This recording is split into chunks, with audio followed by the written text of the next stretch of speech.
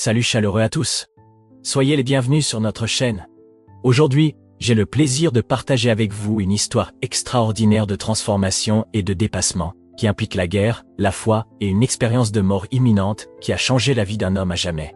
Avant de commencer, j'aimerais savoir d'où vous nous regardez. Laissez un commentaire avec le nom de votre ville.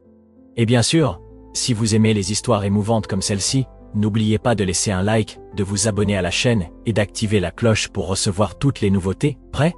Je m'appelle Ezekiel Halvorson, mais tout le monde m'appelle Zek. Jusqu'à récemment, j'étais soldat dans les forces de défense israéliennes.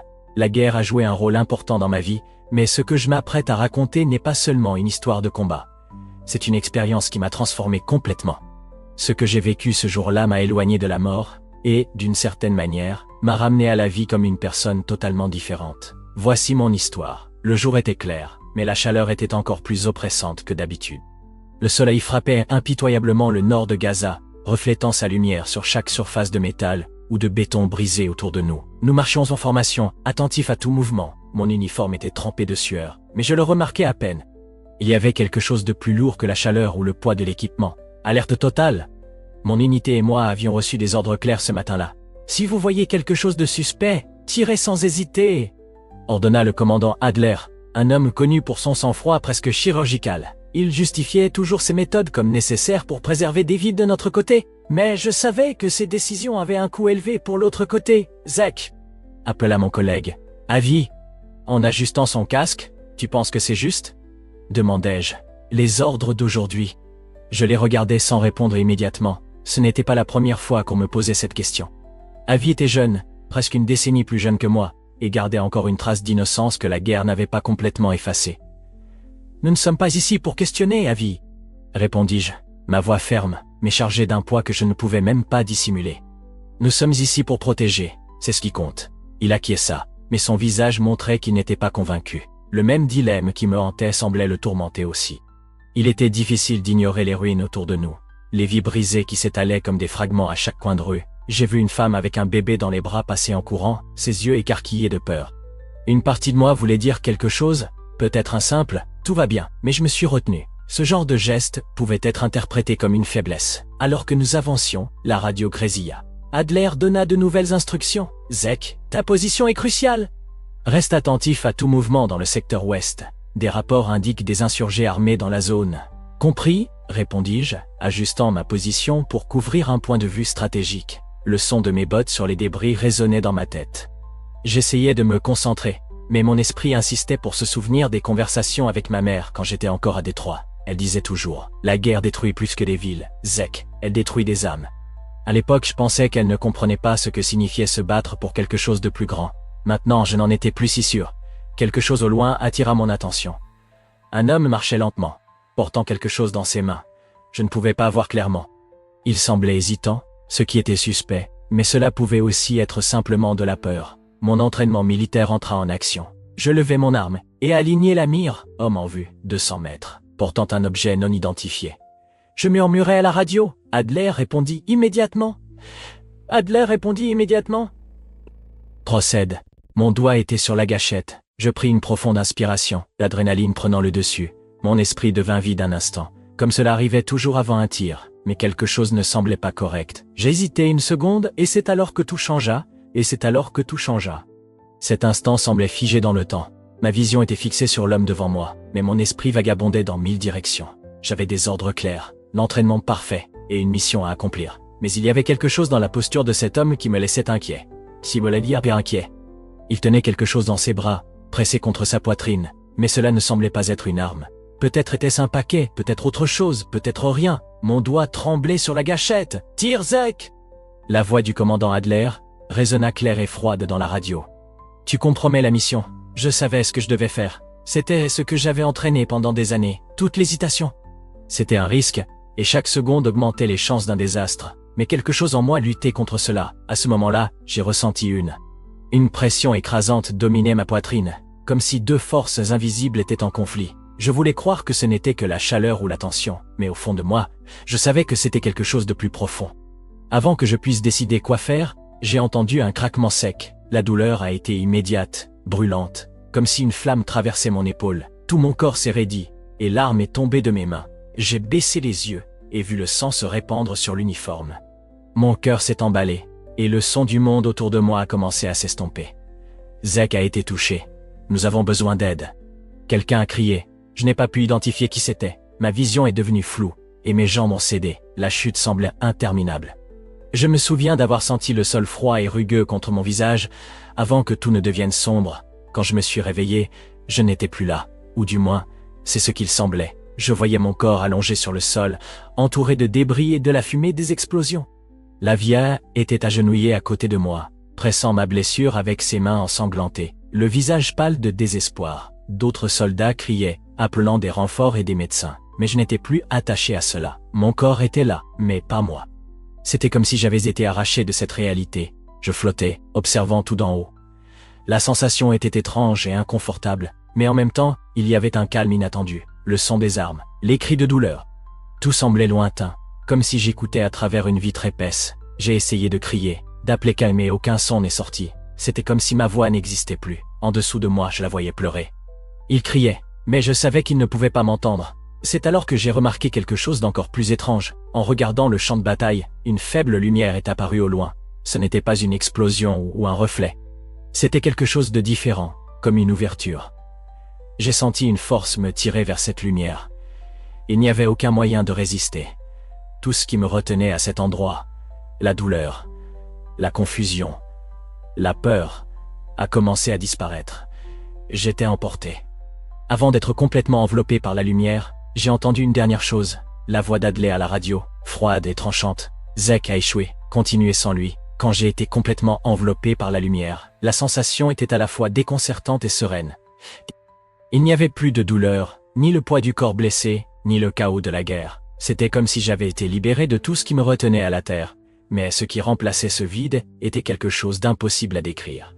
Un mélange de paix et de curiosité, mais aussi de confusion. Je flottais. Il n'y avait pas de sol sous mes pieds, mais je ne tombais pas. Le champ de bataille continuait en dessous de moi, comme une scène figée dans le temps.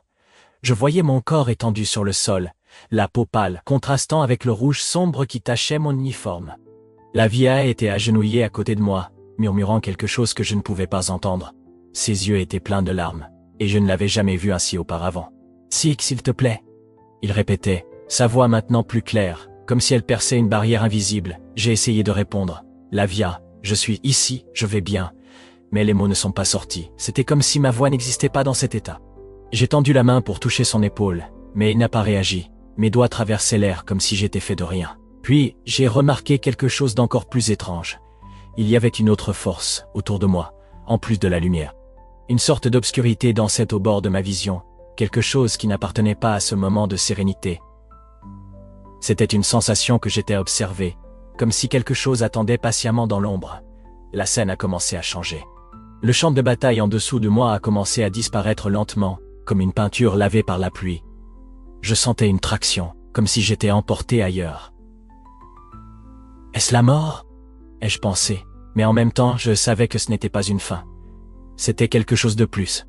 J'étais attiré vers un espace qui semblait infini. Tout était sombre, mais d'une manière étrange. Ce n'était pas effrayant, c'était une obscurité confortable, presque protectrice. Il y avait une paix là, quelque chose que je n'avais pas ressenti depuis longtemps. Mon esprit était clair, et, pour la première fois depuis des années, il n'y avait pas de dilemme, d'ordre ou de peur, juste le silence. Je continuais à me déplacer. Ou peut-être que c'était juste la sensation de mouvement, puisqu'il n'y avait pas un point de repère. Au loin, une lumière est apparue à nouveau. Cette fois, elle était plus grande, plus intense, et je savais que je devais l'atteindre. Ce n'était pas un choix, c'était un appel. Alors que je continuais à avancer, une nouvelle sensation a commencé à se manifester, le doute. Une partie de moi voulait croire que cet endroit était le paradis, mais une autre partie, encore marquée par le poids de la culpabilité, murmurait que cela pourrait être quelque chose de complètement différent. Mon cœur, ou ce qu'il en restait dans cet état, a commencé à battre plus vite. Le tunnel semblait interminable, mais chaque pas devenait plus léger. Le poids de mon armure, de mes armes, de mon uniforme, tout avait disparu. Je n'étais plus un soldat, je n'étais plus Zach Alvorson, défenseur d'une mission sacrée, j'étais simplement moi. Et, pour la première fois, je me suis interrogé, qui suis-je en fin de compte ? L'obscurité autour de moi était dense, mais non menaçante. Il y avait une étrange familiarité, comme si je retournais dans un lieu connu, bien que je ne puisse me rappeler d'où. Le tunnel devant moi semblait pulser doucement comme s'il respirait. Chaque pas que je faisais, ou peut-être la sensation d'être porté, me rapprochait de la lumière brillante au bout. À mesure que j'avançais, je réalisais que le silence autour de moi était plus qu'une absence de son. C'était un vide complet, comme si le monde entier s'était arrêté pour observer mon voyage. Il n'y avait ni cri, ni explosion, ni l'écho des voix de mes compagnons. Juste moi, la lumière et le chemin qui s'étendaient devant moi. J'ai essayé de réfléchir à ce qui se passait, mais mon esprit semblait divisé. Une partie de moi était en paix, presque engourdie, tandis qu'une autre était agitée, en quête de réponse. Est-ce la fin, me suis-je demandé? Ou est-ce juste le début de quelque chose de plus grand? Alors que je m'approchais de la lumière, j'ai commencé à remarquer de petits détails autour de moi. Ce n'était pas seulement de l'obscurité. Il y avait des points lumineux qui scintillaient comme des étoiles lointaines. Ils n'étaient pas là pour éclairer le tunnel, mais donnaient l'impression que j'étais observé. C'était comme si l'univers lui-même était témoin de ma marche. La lumière devant devenait plus intense, et maintenant je pouvais voir que ce n'était pas seulement une lumière. Il y avait quelque chose au-delà, une structure, une sorte de portail qui semblait s'étendre et se contracter doucement. À chaque pas, je ressentais une plus grande légèreté, comme si des parties du poids que je portais dans la vie étaient enlevées de moi. C'est alors que j'ai commencé à entendre des voix, chuchotant doucement autour de moi. Elles n'étaient pas menaçantes, mais elles n'étaient pas non plus réconfortantes. Elles parlaient dans des langues que je ne connaissais pas, mais que je comprenais d'une certaine manière. « Es-tu prêt » était ce que j'entendais le plus. Je ne savais pas quoi répondre. Étais-je prêt? Au fond de ma conscience, les souvenirs ont commencé à surgir.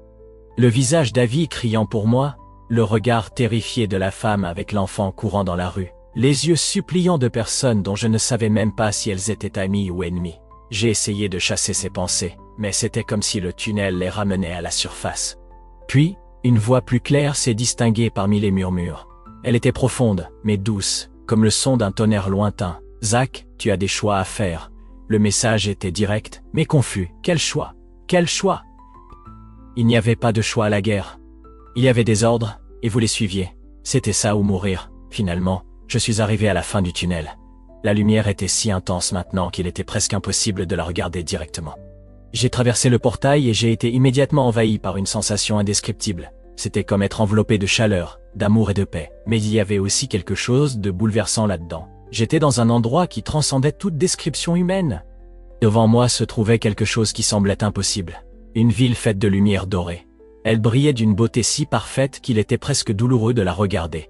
Il y avait de la musique, des rires et un parfum doux dans l'air, comme des fleurs de printemps, après une pluie légère. Pour la première fois depuis le début de la guerre, je me sentais en paix. La ville devant moi était une vision qui défiait toute logique. Chaque bâtiment semblait fait d'or liquide, brillant comme s'ils étaient touchés directement par la lumière d'un soleil éternel. Les rues étaient pavées de pierres translucides qui semblaient vibrer légèrement à chaque pas que je faisais. Les gens, ou du moins, ceux qui semblaient être des gens, marchaient joyeusement, leurs visages illuminés par des sourires sereins. Je n'avais jamais vu une telle harmonie. Il n'y avait ni précipitation, ni douleur, ni peur. L'air était imprégné d'un parfum doux, comme l'arôme de fleurs fraîchement écloses. Une musique douce, presque imperceptible, remplissait l'espace, comme si elle venait de tous côtés en même temps. C'était une mélodie réconfortante, mais éthérée qu'elle semblait plus ressentie qu'entendue. Je marchais dans la ville, étourdi par la beauté du lieu, les silhouettes qui passaient me saluaient avec, leurs regards étaient chaleureux. Mais personne ne parlait, certains faisaient de légers gestes de la main, et leurs mouvements étaient si fluides qu'ils ressemblaient à une danse. J'avais envie de demander où j'étais, mais quelque chose me disait que la réponse n'était pas pertinente. Être là suffisait. En marchant, j'ai commencé à remarquer de petits détails qui rendaient l'endroit encore plus surréaliste. Les arbres le long des rues avaient des feuilles qui semblaient faites de cristal, reflétant la lumière dorée dans toutes les directions. Des oiseaux volaient au-dessus, avec des plumes qui brillaient comme des bijoux. Il y avait des rivières d'eau cristalline qui coulaient doucement, et les gens s'asseyaient le long des berges, plongeant leurs pieds dans le courant. Je me suis arrêté sur une de ces berges, et j'ai observé mon reflet dans l'eau. Je n'ai pas vu le soldat qui était sur le champ de bataille. Il n'y avait ni uniforme ni sang, ni l'expression dure que je portais. J'avais l'air plus jeune, plus léger. Mes yeux, qui portaient auparavant le poids de tant de choix difficiles, étaient maintenant pleins de curiosité. Pendant un moment, je me suis senti complètement libre. Mais cette sensation n'a pas duré. Peu à peu, quelque chose a commencé à changer. D'abord, c'était la température. La chaleur confortable qui enveloppait la ville a cédé la place à un froid subtil, mais croissant. Ensuite, j'ai remarqué que la douce musique s'était arrêtée. Le silence n'était pas réconfortant comme avant. Il était lourd, comme si l'endroit retenait son souffle. Les gens autour de moi ont aussi commencé à changer. Leurs sourires ont disparu, et ils ont commencé à me regarder étrangement, presque comme s'ils me jugeaient. Certains se sont simplement éloignés, disparaissant dans les rues maintenant assombries. J'ai regardé le ciel, et j'ai vu que la lumière dorée commençait à s'éteindre, laissant place à une obscurité qui semblait tout engloutir autour. Le parfum doux dans l'air a été remplacé par une odeur âcre, quelque chose entre le soufre et la décomposition. Les arbres de cristal ont commencé à se flétrir, leurs feuilles tombant comme de la poussière. Les rivières se sont asséchées, ne laissant que des lits fissurés et secs. J'ai essayé de revenir sur mes pas, mais les rues s'étaient transformées en un labyrinthe. Peu importe où je regardais, tout semblait mener à des impasses. Mon cœur a commencé à s'accélérer. Cela ne peut pas être en train d'arriver, ai-je pensé. La ville dorée, que j'étais sûr d'être le paradis, devenait maintenant un cauchemar. Ce qui était autrefois beau et accueillant semblait maintenant oppressant et sombre. C'est alors que j'ai compris. Ce n'était pas le paradis. C'était une illusion, quelque chose qui avait été conçu pour me tromper, pour me faire sentir en sécurité. Mais pourquoi? Ce qui se trouvait au-delà de cette façade parfaite, qui s'effondrait maintenant autour de moi, je n'aurais pas à attendre longtemps pour le découvrir. Dès que j'ai réalisé que la ville dorée était une illusion, tout s'est effondré rapidement. Les rues vibrantes et lumineuses ont disparu, laissant place à un paysage sombre et dévasté. Le ciel doré est devenu noir, comme si le tissu même du monde avait été déchiré, ne laissant qu'un vide oppressant. Les rires et la douce musique ont été remplacés par des cris angoissants qui résonnaient de toutes les directions. Le sol sous mes pieds était irrégulier, formé de pierres tranchantes qui blessaient à chaque pas. Des flammes surgissaient par intermittence autour de moi, mais n'éclairaient pas l'environnement. Elles ne faisaient que projeter des ombres qui semblaient danser avec des intentions sinistres. L'odeur était nauséabonde. Un mélange de soufre, de pourriture et de quelque chose d'indescriptible, comme si l'air lui-même était corrompu. En avançant, j'ai commencé à percevoir des formes dans les ombres. Au début, ce n'étaient que des silhouettes indistinctes, mais ont rapidement pris forme, c'étaient des gens. Ou du moins, ils en avaient l'air. Certains étaient courbés sous un poids invisible, d'autres criaient, tandis que d'autres me regardaient simplement avec des yeux vides. J'ai reconnu certains visages, des soldats qui avaient servi à mes côtés, des civils que j'avais vus en mission. Et puis, ceux qui étaient plus familiers, Zek. La voix était basse, mais tranchante. Je me suis retourné, et j'ai vu Avi, mon compagnon d'unité. Mais ce n'était pas l'Avi que je connaissais. Son visage était marqué par des blessures qui n'existaient pas auparavant, et ses yeux portaient une douleur indescriptible. Il me regardait comme s'il voulait dire quelque chose, mais sa bouche s'ouvrait sans émettre de son. Sa vision m'a paralysé. Ensuite, une autre figure a émergé de l'obscurité. C'était un homme que j'ai immédiatement reconnu. Il avait une blessure à la poitrine, l'endroit exact où j'avais tiré des mois auparavant lors d'une mission. Son expression n'était pas de haine ou de vengeance, mais de profonde tristesse. Il me regardait simplement, et c'était pire que n'importe quelle accusation. Puis, j'ai entendu un son doux, presque imperceptible. Les pleurs d'un enfant. Mon cœur s'est serré. Je savais ce qui allait arriver, mais je ne voulais pas y croire. La figure est apparue devant moi. C'était Ethan. Le garçon qui était mort pendant une opération. Il tenait un jouet cassé dans ses mains, et ses yeux étaient fixés sur les miens. Il n'y avait pas de mots, juste le silence assourdissant de sa présence. « Pourquoi, Zek ?» dit. Ses yeux semblaient questionner, sans qu'il ait besoin de dire un mot. Je me suis agenouillé. Je ne voulais pas, ai-je essayé de dire. Mais les mots sont restés coincés dans ma gorge. Comment pourrais-je expliquer quelque chose que je ne comprenais même pas moi-même? La guerre justifiait mes actions, mais à ce moment-là, tout semblait vide et dénué de sens. Alors que je restais agenouillé, l'environnement autour de moi continuait de se transformer. Les ombres devenaient plus denses, et les cris plus intenses. C'était comme si l'endroit était vivant, se nourrissant de mon désespoir. La culpabilité que je portais semblait prendre forme, m'enveloppant comme des chaînes invisibles. C'est alors que j'ai réalisé que je n'étais pas là pour être puni par quelque chose d'externe. Tout cela, les flammes, les cris, les figures qui me confrontaient, étaient un reflet de moi-même, du poids de mes choix. J'étais en enfer, mais pas au sens littéral. C'était un endroit créé par ma propre âme, par les péchés que je portais et les vies que j'avais prises. Des ombres, une nouvelle figure est apparue. Sa présence était différente, presque opposée à tout ce qui l'entourait. Il ne brillait pas comme une ville dorée, mais sa simple présence apportait un calme inattendu. Ses yeux étaient profonds, comme s'ils contenaient la sagesse des âges, et son visage exprimait une sérénité indescriptible. « Zek », dit-il, sa voix résonnant au-dessus de tout le chaos. « Tu es ici parce que tu dois comprendre. Ce n'est pas une punition, mais une prise de conscience. Affronte ce qui est en toi. » C'était Jésus, ou du moins, la figure que j'associais à lui, Ces paroles ont traversé mes défenses, me touchant directement à l'âme. Il n'y avait pas de jugement dans son ton, seulement de la compréhension. Il tendit la main, et à cet instant quelque chose changea en moi. Le poids des chaînes commença à diminuer, et les ombres autour de moi semblaient reculer. Mais je savais que le voyage était loin d'être terminé. Il y avait encore beaucoup à affronter, beaucoup à comprendre. La présence de cette figure, Jésus ou qui qu'il soit, semblait interrompre le chaos autour de moi. Les flammes cessèrent, et les cris qui remplissaient l'air commencèrent à se dissiper comme de la fumée. L'obscurité qui m'enveloppait ne disparut pas, mais devint moins oppressante, comme si elle était contrôlée par la sérénité de cet être. Il s'approcha de moi avec des pas fermes, mais tranquilles. Ses yeux étaient différents de tout ce que j'avais vu auparavant, un mélange de force et de compassion, comme s'il comprenait tout de moi, sans que j'aie besoin de dire un mot. « Zek, commença-t-il, sa voix résonnant comme un doux tonnerre. Tu es ici parce que tu dois voir, tu dois ressentir. Ce n'est pas une punition, c'est la vérité. » Ces mots résonnèrent dans mon esprit. J'étais encore agenouillé, incapable de me lever, incapable de le regarder directement. Mes mains tremblaient, tachées du sang qui semblait m'avoir suivi jusqu'ici. Pourquoi ? Pourquoi moi ? Qu'est-ce que c'est ? J'ai finalement réussi à demander, ma voix brisée par la confusion et la culpabilité. Je ne faisais que suivre les ordres. Il inclina légèrement la tête, comme s'il réfléchissait à ma réponse. Les ordres ? Répéta-t-il, son expression sans jugement. Et tu crois que cela justifie tout ce que tu as fait ? Que cela efface la douleur que tu as causée ? J'ai essayé de répondre, mais les mots refusaient de sortir. Au lieu de cela, les souvenirs ont commencé à inonder mon esprit. J'ai vu les visages des personnes que j'avais blessées. J'ai entendu les cris, senti le poids de la gâchette sous mon doigt. Chaque moment semblait plus vif que lorsqu'il s'était produit. Je n'avais pas le choix, murmurai-je, ma voix presque un chuchotement. J'ai fait ce qu'il fallait pour survivre.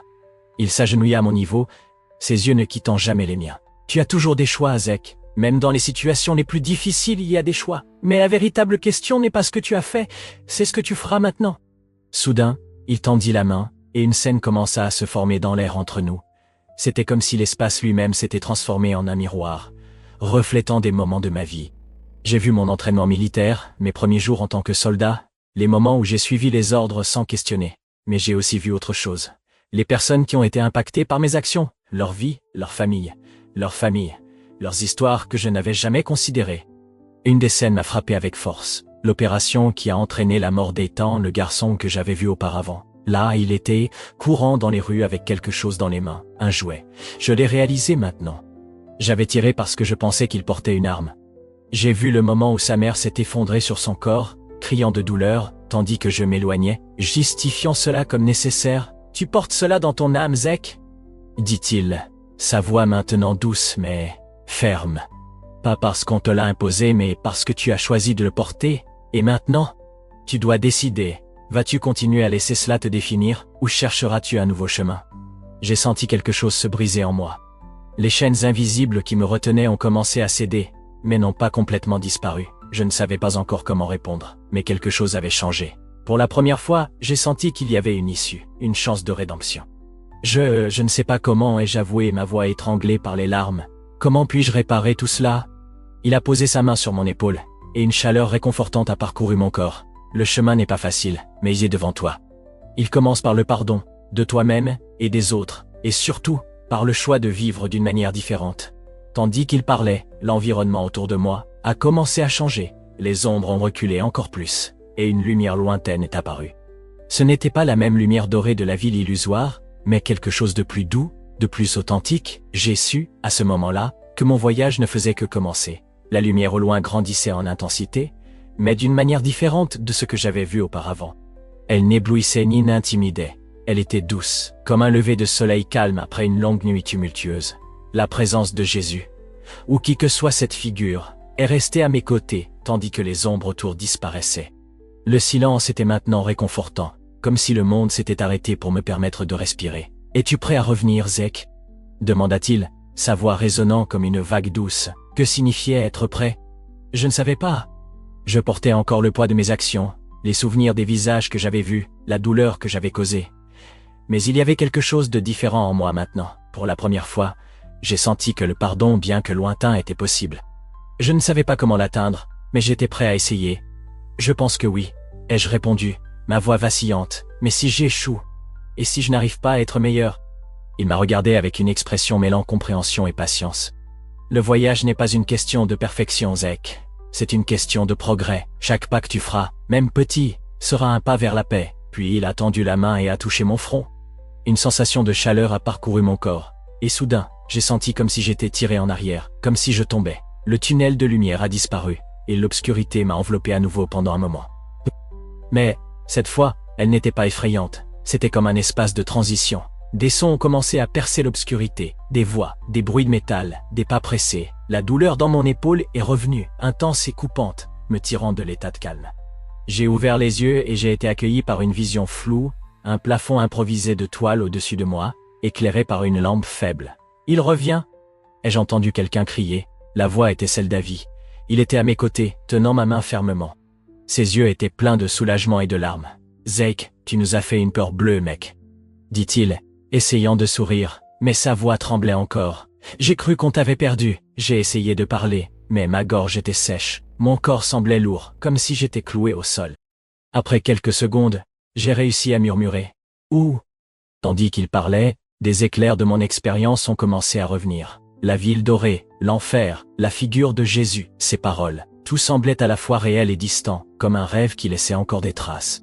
J'ai regardé ma main droite, et je me suis souvenu de son toucher dans le tunnel, comme si la sensation était encore là. « Avi », ai-je commencé, ma voix faible. « J'ai vu des choses, j'étais ailleurs. » Il a froncé les sourcils confus. « Tu as perdu beaucoup de sang, Zeke. » Peut-être que c'était un délire, mais je savais que ce n'était pas le cas. Quelque chose en moi avait changé, je pouvais le sentir, même si je ne pouvais pas encore le mettre en mots. La guerre, la culpabilité, tout ce que je portais avant semblait différent maintenant. Plus comme une croix impossible à porter, mais comme un fardeau que je pourrais apprendre à alléger. Le médecin est entré dans la tente, interrompant notre conversation. Il a évalué mon état, et a dit que j'aurais besoin de temps pour récupérer, mais que je survivrais. Tandis qu'il parlait, je continuais à penser haut. Traduire le texte suivant en français, en conservant le même contenu et la même longueur. Parole de Jésus, le chemin commence par le pardon. Je ne savais pas comment commencer ce voyage, mais je savais que je devais essayer. Quelque chose en moi me disait que ma véritable mission ne faisait que commencer. Me réveiller dans cette tente médicale n'était que le premier pas pour revenir à la routine quotidienne. Encore à la base militaire, alors que mon corps se remettait, j'ai commencé à comprendre la profondeur des transformations internes qui s'étaient produites. Ce n'était pas seulement mon physique qui avait besoin de guérison. Mon âme était marquée par des cicatrices plus profondes que la balle qui avait touché mon épaule. Quelques jours plus tard, j'ai été ramené aux États-Unis pour terminer mon traitement et commencer la réhabilitation. À mon arrivée à Détroit, ma ville natale, j'ai été accueilli par le contraste familier de ces rues, pleines de vie, mais aussi de défis et d'inégalités. C'était le même endroit où j'avais grandi, mais maintenant il semblait à la fois familier et étrange. Ou peut-être étais-je l'étranger ici. Rachel Stein, une amie de longue date, a été l'une des premières à me contacter. Elle travaillait comme assistante sociale dans des quartiers défavorisés, essayant de faire la différence dans un monde souvent indifférent aux difficultés des plus vulnérables. Rachel a toujours eu un esprit gentil, quelque chose que j'admirais, mais que je n'avais jamais complètement compris. Le deuxième jour après mon retour, elle est apparue à la porte de la maison de ma mère. Son sourire était chaleureux, mais ses yeux montraient de l'inquiétude. « Zach », dit-elle en me serrant dans ses bras, « c'est bon de te revoir, mais tu es différent. » J'ai souri, fatigué. Différent est un bon début. Nous nous sommes assis pour discuter. J'ai partagé des parties de ce qui s'était passé, mais pas tout. Comment expliquer cette expérience? Comment parler de la cité dorée, de l'enfer et de la figure de Jésus? Moi-même, je ne me comprenais pas complètement. On dirait que tu portes quelque chose, a-t-elle commenté après un moment, mais tu n'as pas besoin de le porter seul, tu le sais, n'est-ce pas? Rachel m'a invité à visiter le centre communautaire où elle travaillait. C'était un petit espace, mais vibrant, plein d'enfants et de jeunes cherchant l'espoir au milieu de vies difficiles. Là, j'ai expérimenté quelque chose que je n'avais pas ressenti sur le champ de bataille, la reconstruction. Pas de bâtiments ou d'infrastructures, mais de personnes. Il y avait une énergie dans cet endroit qui semblait raviver tout ce que j'avais perdu à la guerre. Compassion, empathie et surtout, but. L'un des premiers enfants que j'ai rencontrés était Elijah, un garçon de 9 ans avec un regard trop sérieux pour son âge. Il s'est approché de moi avec prudence. « Tu es un soldat ?» a-t-il demandé en pointant la cicatrice visible sur mon épaule. J'ai hésité avant de répondre, je l'étais. « Je ne le suis plus. » Il a hoché la tête, comme si cette réponse était suffisante, mais sa question est restée dans mon esprit. Qu'est-ce que j'étais maintenant? Si je n'étais plus un soldat, alors que faire de la vie qui me restait? Les jours passés au centre communautaire sont devenus une sorte de thérapie pour moi. J'ai commencé à aider dans des tâches simples. Organiser des activités, réparer des choses cassées, écouter des histoires. La connexion avec ces personnes a commencé à combler le vide que je ressentais. Rachel, toujours attentive, a commenté une fois, « Tu te permets de ressentir à nouveau Zeka. C'est un bon début. » Je savais qu'elle avait raison, mais il y avait encore une partie de moi qui avait besoin de réponses. Les paroles de Jésus en enfer résonnaient dans mon esprit. Le voyage commence par le pardon, de soi-même et des autres. C'était plus facile à dire qu'à faire. Me pardonner semblait impossible. Mais chaque jour dans cet endroit me montrait que peut-être il était possible de construire quelque chose de nouveau à partir des ruines. Une nuit, alors que je marchais seul dans les rues de Détroit, je suis passé devant une petite église discrète. Quelque chose m'a appelé à entrer. À l'intérieur, je me suis assis sur l'un des bancs, regardant l'autel éclairé par des bougies. Je n'ai pas prié, car je ne savais pas quoi dire, mais quelque chose en moi s'est apaisé. Quoi qu'il advienne ensuite, ai-je pensé, je suis prêt à essayer. La décision de reconstruire ma vie n'est pas venue d'un moment précis, mais d'une série de petits pas. Chaque jour était une bataille interne, non contre des ennemis extérieurs, mais contre les fantômes du passé. Cependant, il y avait quelque chose de différent maintenant. J'étais prêt à me battre. L'expérience que j'ai vécue pendant ma quasi-mort n'a pas seulement ébranlé ma vision du monde, mais a aussi allumé une étincelle d'espoir que je n'avais pas ressentie depuis des années. Je me suis vu entouré de signes de transformation à Détroit. La ville, tout comme moi, se relevait. Rachel continuait à m'inspirer par son dévouement, et les enfants du centre communautaire me montraient l'impact des petites actions. Elijah, le garçon qui m'avait demandé si j'étais un soldat, est devenu une sorte d'encre pour moi. Sa curiosité et son courage m'ont... Il se rappelait que le monde avait encore quelque chose de beau. Un après-midi, alors qu'ils organisaient un événement communautaire, Rachel s'approcha avec un regard approbateur. « Tu es vraiment... Zach, tu es différent, commenta-t-elle. Je le remarque chez les enfants. Ils te font confiance et voient quelque chose que tu ne parviens peut-être pas encore à voir en toi-même. » J'ai été surpris d'entendre cela. « C'est ce qu'ils voient ?» ai-je demandé. Elle m'a offert un sourire doux. Ils voient quelqu'un qui souhaite faire la différence. Quelqu'un qui a trouvé son but. Ces paroles ont résonné en moi comme une vérité que je rechignais à accepter. Pour la première fois, j'ai commencé à croire que mon passé sombre n'avait pas besoin de définir mon avenir. Cependant, le chemin du pardon était le plus difficile. Certaines nuits, les visages de mes victimes apparaissaient encore dans mes rêves. Surtout celui d'Ethan, le garçon que j'avais tué accidentellement. Dans un moment d'introspection, j'ai décidé d'écrire une lettre à sa famille. Je ne savais pas s'il la recevrait ou s'il voulait entendre parler de moi, mais j'ai senti que je devais essayer. Dans la lettre, j'ai partagé mon regret et mon expérience de mort imminente, sans exagération. J'ai admis mes erreurs et la douleur que j'avais causée. Je n'ai pas demandé pardon, car ce serait égoïste d'attendre cela, mais j'ai exprimé mon désir d'honorer la mémoire d'Ethan en vivant différemment. Quelques jours après avoir envoyé la lettre, j'ai reçu une réponse. Elle était brève et écrite à la main, mais portait un poids énorme. Zach, ce qui est arrivé à notre fils ne sera jamais oublié. Mais nous vous remercions de reconnaître l'impact de vos actions, que vous trouviez la paix et fassiez quelque chose de bien de votre vie. C'est ce qu'Ethan aurait souhaité. Ces mots ont été comme une clé qui a ouvert quelque chose en moi. J'ai réalisé que le pardon, même partiel, était possible. Il n'effaçait pas le passé, mais offrait la chance d'un nouveau départ. Ma vie est maintenant simple, mais pleine de sens. Je travaille à plein temps au centre communautaire, aidant des jeunes comme Elydia à trouver de l'espoir dans un monde qui semble souvent dénué de sens. Je ne suis ni un héros ni un martyr, juste quelqu'un qui essaie de faire la différence. Je ne donne pas de conférences sur mon expérience, ni n'écris de livres sur ce que j'ai vécu. Je ne cherche ni la gloire, ni l'attention. Je cherche simplement à vivre de manière authentique, laissant mes actions parler plus fort que mes mots. Un jour, en marchant le long de la rivière de Troie au coucher du soleil, j'ai ressenti une brise douce qui semblait murmurer quelque chose dans mon esprit. Le voyage continue. J'ai souri, sachant qu'il y avait encore beaucoup à apprendre et à faire, mais, pour la première fois, j'étais en paix avec cela.